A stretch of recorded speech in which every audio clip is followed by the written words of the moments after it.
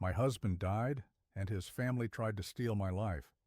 I never thought I'd be writing this, but here I am. My husband died 19 days ago, and his family has been nothing short of a nightmare. I'm still trying to process the fact that he's gone, but his family has made it impossible to grieve in peace. Let me take you back to the beginning, because this story is wild and I need to get it off my chest. My husband, let's call him Mark, got sick last year. It started with fatigue and weight loss, and after months of tests, we finally got a diagnosis, a rare autoimmune condition. The doctors were optimistic, though. They said with treatment, he could live a relatively normal life. We clung to that hope like a lifeline. We had a 7-year-old daughter, Emily, who adored her dad. He was her superhero. But then complications arose. Mark needed surgery to correct a problem caused by his condition. The surgery was supposed to be routine, but something went wrong. He didn't make it. I still remember the moment the doctor came out of the operating room, his face grim. I collapsed in the hallway, screaming. Emily was at home with a neighbor, blissfully unaware that her world was about to shatter. Before I could even process what had happened, Mark's family swooped in like vultures. His sister and mom were already at the hospital, arguing over who got to keep his watch and wedding ring. Can you believe that? My husband wasn't even cold yet, and they were already dividing his belongings. The next morning, his mom called me. She said she and Mark's 5 siblings were coming to my house to collect mementos. I was stunned. I told her no. Everything in that house belonged to me and Emily now. Mark's things were ours, not theirs to pick through like a flea market. But they didn't listen. His brother, let's call him Greg, showed up at my door less than 36 hours after Mark died.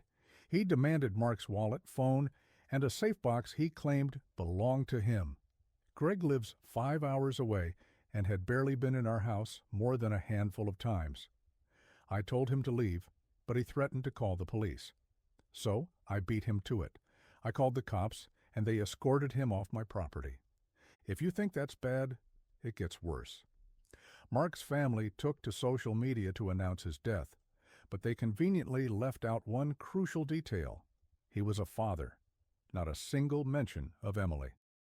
They posted photos of Mark with captions like, "Our beloved son and brother," but nothing about the little girl who just lost her dad.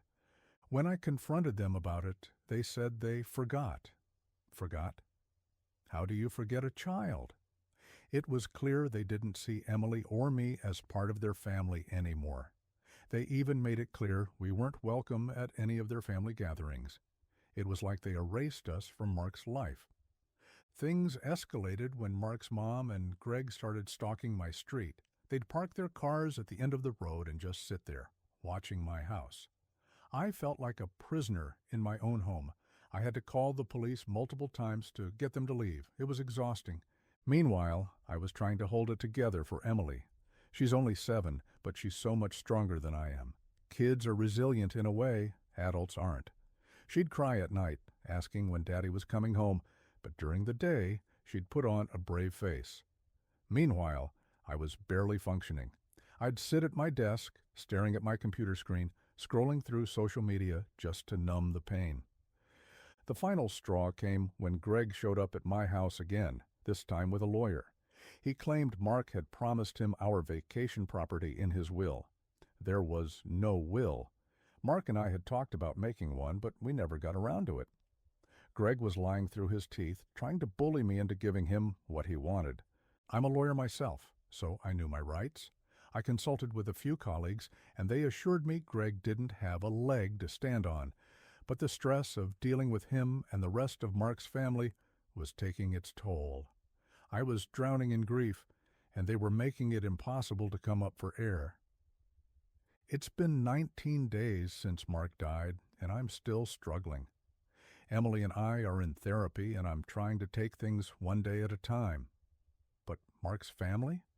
They've shown their true colors, and it's not pretty. I've cut them out of my life completely. They don't get to be part of Emily's life if all they're going to do is cause pain. I've learned a lot through this experience. Grief brings out the worst in some people, but it also shows you who's really there for you. My friends and my own family have been my rock through all of this. And Emily? She's my reason to keep going.